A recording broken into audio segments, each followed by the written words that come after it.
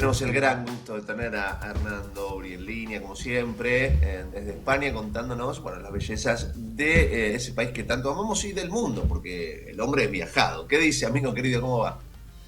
¿Cómo estás, Gustavo? ¿Todo bien? Acá Muy bien. inaugurando la temporada de Pelo Pincho con Qué 36 lindo. grados en Madrid y ganas de lo único de estar es meterte a la 36. pileta y no salir. Y sí, Por ¿Cómo Dios. se llama la pelopincho de España? ¿Cómo se llama? no sé. Yo maté. Se llama Hay, Pelupinchu. Pelupinchu. hay muchas y en esta época se tornan más necesarias que nunca porque si no estoy como ahora, acá a la sombra, Te directamente prende te fuego. derretís Qué en el bárbaro. asfalto. Qué bárbaro. Qué verde ese fondo Sí. hermoso que tenés atrás. Bueno, ¿por dónde anduvo, amigo, usted? Estuve aquí cerquita de Madrid en un parque temático Ah, mira. que se llama Puy du Fou. Es una de los parques temáticos que tiene surgidos en Francia. Pero a diferencia de lo que son los tradicionales, como cuando uno, qué sé yo, va a Disney o al Parque Warner, que son parques de atracciones donde uno tiene juegos de diferentes cuestiones ambientados en películas, en series, Ujú. etcétera. Lo que hace son recreaciones históricas. O sea, dentro del parque tenés un montón de escenarios con teatros montados para cada uno de los espectáculos y lo que hacen es recrear eventos históricos de el país. Por ejemplo, en el caso de Francia son franceses, aquí en Toledo tiene mucho que ver con Toledo y con la historia española. Mm. Entonces, cada uno de estos escenarios te permite trasladarte en el tiempo a una época diferente. O sea, podés encontrar algunos que tienen que ver con la época de los visigodos, o sea, del comienzo de la caída del Imperio Romano, otras que tienen que ver con las luchas entre cristianos y musulmanes, con la guerra de napoleónicas en el siglo XIX. O sea, hay un montón de espectáculos diferentes que van montando. Y la producción que tienen es monumental, porque piensen que hay más o menos, son unas 175 hectáreas que tiene el Ah, bueno. parque, y cada uno de Una estos locura. teatros que montaron al aire libre, porque todos los escenarios y las escenografías son en tamaño escala, y todo lo que montaron los teatros, 1.800 y 2.000 espectadores de capacidad. Mm. O Ah, sea, son mira. unos anfiteatros inmensos Claro. donde uno va viviendo y va pasando de uno a otro y recreando estas historias. Además, tienen en todo lo que es el parque recreaciones también de lo que son antiguas aldeas y restaurantes ambientados también en la época. O sea, uno come lo que fuera una taberna del siglo XV, obviamente que comida de hoy, pero uno se sumerge en el tiempo en este parque. Y lo que tenés más de 2.000 personas trabajando o sea, hay casi 2.000 personas trabajando directamente, casi 3.000 que trabajan indirectamente en el parque. El, Esto nació aquí en España, es la segunda versión que se hace, la primera es la francesa, nació en el año 1977, cuando decidieron recrear en un castillo que estaba en ruinas, decidieron desarrollar parte de lo que había sido un espectáculo con la historia francesa. A partir de ahí nació la idea, Mm. empezó a crecer y se tornó en un parque temático en Francia, y como tuvo tanto éxito, decidieron montar aquí uno en Toledo, que empezó en 2015 más o menos la obra, y recién en 2019 empezaron a inaugurar partes y en 2021 estuvo completamente terminado. Pensá que más o menos, para que te des una idea, han pasado desde esa época unos 3 millones de espectadores y lo que tiene una inversión encima de más de 200 millones de euros. Mm. O sea, es monumental. O sea, uno piensa que son pequeños teatros, pero es más o menos, qué sé yo, la capacidad del Teatro Coliseo tiene más o menos 2.000 Claro, espectadores. O claro, sea, claro. imagínense el tamaño de eso montado, 9 escenarios en el mismo lugar, o sea, en diferentes partes del parque. Y ahí tenés dos espectáculos que son inmersivos, donde uno participa de lo que es esa vivencia. Uno de ellos, por ejemplo, es el de, o sea, Allende el Mar, que cuenta la historia del descubrimiento de América. Entonces uno está como si fuera dentro de una de las carabelas, viajando esa travesía hacia América. Después tienen otro, que es el último cantar, que justo es el que estamos viendo en imagen, que recrea todo lo que es la historia del Cid Campeador. Desde que Rodrigo Díaz de Vivar arranca con su lucha y sus combates hasta que obviamente muere en una de esas guerras. O sea, hay otro que es A Pluma y Espada, que recrea todo lo que es la historia de Lope de Vega y todo lo que es el siglo de oro español en la literatura. Después hay uno de Cetrería de Reyes, que se remonta ya al año 939 en lo que es los enfrentamientos entre cristianos y musulmanes, con todo un espectáculo de cetrería. Aquí entrenan también a las aves que utilizan, son 200 aves europeas que utilizan en este espectáculo, que también es en un anfiteatro hermoso al aire libre. Y después otro que es el Tambor de la Libertad, que este sí es súper nacionalista porque es toda la época de los combates contra la ocupación napoleónica en 1812. Claro. Entonces, en ese hay mucha bandera española, hay mucha recreación de lo que es el nacionalismo y el patriotismo que generó en la población esta época para derrotar finalmente a los franceses, claro, y poder independizarse nuevamente. Y así hay un montón de estos espectáculos, y cierra todo esto con un espectáculo nocturno que es el más impresionante de todos. Si 1.800 y 2.000 espectadores les pareció mucho, en el último espectáculo que se hace en un anfiteatro de 7.000 espectadores. Qué bárbaro.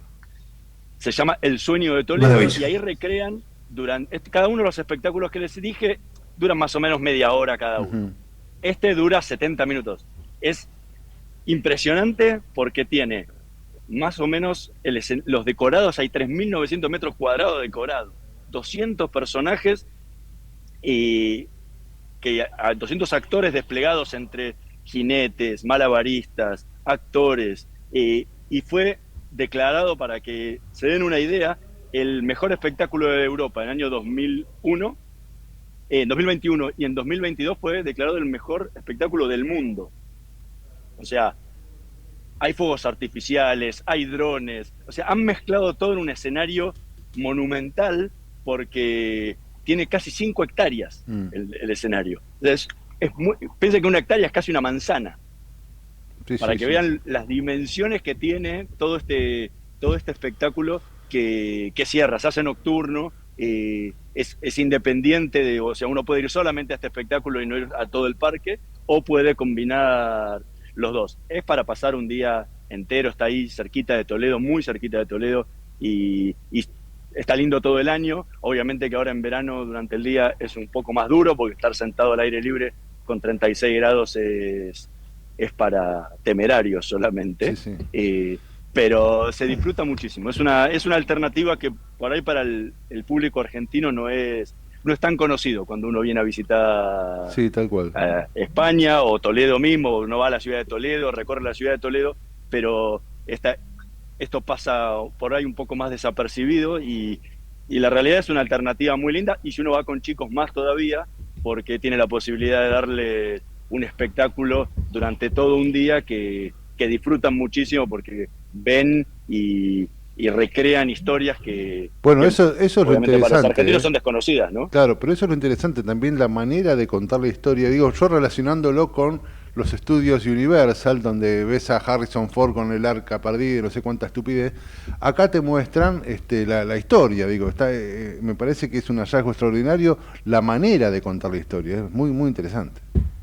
Sí, totalmente. La idea de poder tomar los puntos más importantes de la historia española, claro, y llevarlos así tan didácticamente, es muy bueno, tanto para el turista, que desconoce totalmente la historia de España o conoce muy por arriba, como en la mayoría de los casos, O Fantástico. para los propios chicos, que Exacto. es Claro. muy educativo. Muy didáctico, sí, sí. Hernancito, Y aparte divertido, porque claro. porque a veces uno va a unos lugares que decís, bueno, me quiero ir ya porque no puedo más. Y acá como son media hora, son muy cortos, eh, enfocan en un punto de la historia, no te narran la historia completa, pero uno va entendiendo diferentes sucesos que marcaron la historia española. Genial. Vos sabés que me parece fundamental que existan estos lugares en Europa, porque cuando vos llegás a Europa, claro, como tenés la historia ahí en las fachadas de las casas, en los caminos y demás, y por Ujú. supuesto también la tenés en los museos, pero está muy bueno que exista un lugar de estas características para, bueno, sobre todo para los chicos que Claro. interactúan y necesitan quizás otro nivel de información. Realmente aplauso, medalla y beso para esta iniciativa que me parece fantástica. Ujú. Dicho esto, hablando de Europa, necesito ahora, está fuera de programa lo que te voy a preguntar, pero necesito hablar con Hernán Dobry, con el periodista que tiene voz propia y análisis, y quiero aprovecharte en esta salida, en esta semana tan particular, para que me des tu mirada sobre lo que está pasando en Europa con relación a la guerra entre Israel e Irán, ¿no? ¿Cómo lo estás viendo vos? Ujú. ¿Cómo lo estás observando? Es interesante la reacción que tuvo Europa, salvo España, siempre está en contra de Israel en Sí, todo lo que haga. sí. El gobierno de Pedro Sánchez es un enemigo declarado de Israel público. Salvo eso, la reacción en Europa fue bastante sorprendente. Incluso las declaraciones del canciller alemán esta semana diciendo que Israel está haciendo el trabajo sucio que Europa no hizo o que no quiere hacer. Entonces, uno lo empieza a ver así, Inglaterra ayudando con movimientos de tropas en el Golfo, Francia, que es el que más dubitativo se ha mostrado hasta ahora, tampoco se puso en contra. O sea, tenés un montón de reacciones positivas que, contrariamente a lo que muchas veces pasó con el tema de Gaza, donde se oponían, presionaban y había muchísima tensión en todo lo que había sido ese momento. Hoy como que Europa tenía una espina en el dedo que no sabía cómo sacársela por intereses que tienen que ver con el petróleo, con el gas, con muchísimas cuestiones que tienen con el Medio Oriente. Entonces como que siempre está timorata ahí esperando a ver qué hacer y nunca avanza. Por eso el plan nuclear de Irán avanzó tanto y muchas veces fomentado por varios países europeos.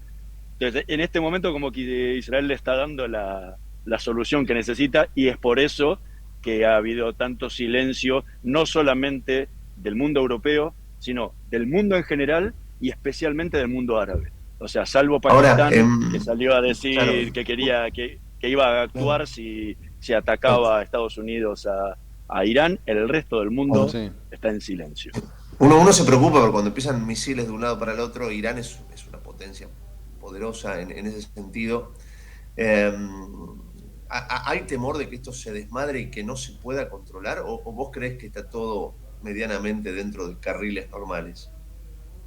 O sea, hay bastante sorpresa de lo la poca resistencia que está poniendo Irán. O sea, si bien ha disparado los primeros días de a 100, 200 misiles por día, muchos de ellos han sido, la mayoría de ellos han sido interceptados, pero en los últimos días no puede tirar más de 10, porque cada interceptor que tiene y cada lanzador que saca, Israel le destruye con un bombardeo cada uno de ellos. Han perdido el control total del espacio aéreo del país. Buena parte de su liderazgo militar ha sido eliminado en los primeros días y creo que esa sorpresa que generó Israel montando esa fábrica de drones dentro de Irán y que logró hacer el ataque desde adentro y no desde afuera, eliminando todo lo que son las defensas antiaéreas para permitirle a su aviación luego disparar, eso es lo que llama la atención de lo rápido que se ha eliminado todo lo que es la resistencia más fuerte.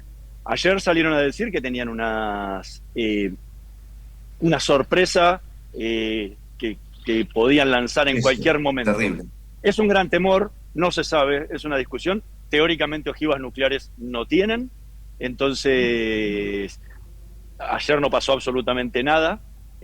sorpresivo, digo, disparan Sí, sí, sí. misiles todo el tiempo contra la población civil israelí, que han impactado muchos en edificios, ha causado varios muertos, pero hasta ahora no está. Hay que ver qué pasa si finalmente Estados Unidos decide intervenir directamente con sus aviones B-2 y las bombas rompebúnkers, que es la que podría terminar con todo el centro de centrifugado que tiene Irán, y que Israel, por estar debajo de una montaña, no puede con sus misiles destruirlo.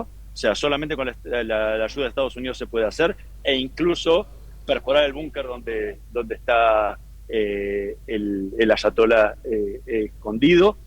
O sea, esos pueden ser momentos decisivos para la guerra, pero también que eso lleve a que otros países decidan sumarse, como dijo Pakistán, que es una potencia nuclear, Claro. y que decida atacar a Israel o algún centro o alguna base americana, lo que sería meter a Estados Unidos de lleno en una guerra, como fue el error de Japón en la Segunda Guerra Mundial, después del ataque a Pearl Harbor. Entonces, las consecuencias de eso pueden ser grandes. Creo que eso es lo que se está analizando y lo que están midiendo hoy los diferentes líderes mundiales. Pero hasta ahora la imagen de que Rusia y China, que eran los grandes aliados de Irán, se han mostrado como que se corrieron de un costado, ¿no? Es como que el dicho peronista que dice: te acompañamos hasta la puerta del cementerio, pero entras vos solo. Claro. Hasta ahora parece así. Ahora, si se involucra a Estados Unidos, Ahí puede cambiar la lanza historia, ataques claro. complejos, ya se abre un escenario nuevo Distinto. que no es el actual. El mundo pareciera decirle a Israel: hagan el trabajo sucio, terminen con este tema, y es lo que están haciendo. Por eso el gran silencio que hay era algo que se veía venir hace mucho tiempo, y que veremos cuánto dura, porque hasta ahora va casi una semana, y los resultados han sido bastante alentadores, pero no sabemos cuál es el final. Y creo que el mundo está pendiente de eso.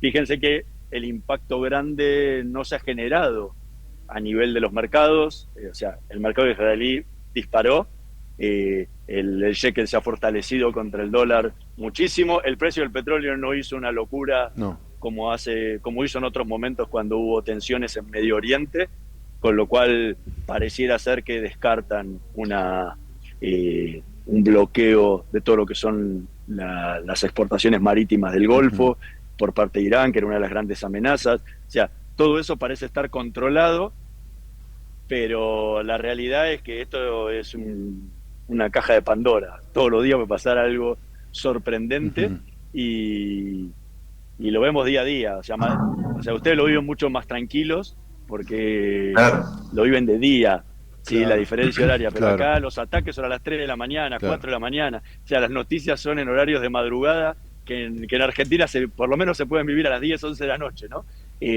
Pero es muy tensa seguir todo esto de madrugada, e incluso la propia población israelí, que está siendo asediada por los misiles, en medio de la madrugada, todos salir corriendo a los refugios de los edificios, y una vez volver, otra vez volver, porque hay una andanada, otra andanada de misiles. Está creando una tensión muy grande dentro de la población, pero la realidad es que, si uno ve, es contrario a lo que pasa siempre. En vez de que la población salga corriendo y huya del país, los israelíes están desesperados por volver a Israel para ayudar. Han quedado muchísimos varados en el mundo, y el gobierno está haciendo lo posible para repatriarlos, la mayoría desde Chipre o desde Jordania, abriendo los puentes aéreos, porque el aeropuerto Ben Gurión está cerrado desde hace una semana. Entonces, bueno, es todo un movimiento que día a día trae novedades, ¿no? Y que puede llegar a tornarse un momento histórico, que caiga el régimen de los ayatolás, e Irán vuelva a transformarse, por lo menos en algo similar a lo que era antes de este régimen. Sí, sí, Exacto. sin duda. Hernancito, querido, como siempre, un placer tenerte. Gracias por todo. Un abrazo grande, hasta la próxima. Gran abrazo, mi amigo. Hernando Brié, un lujo tenerlo aquí en La Trinchera.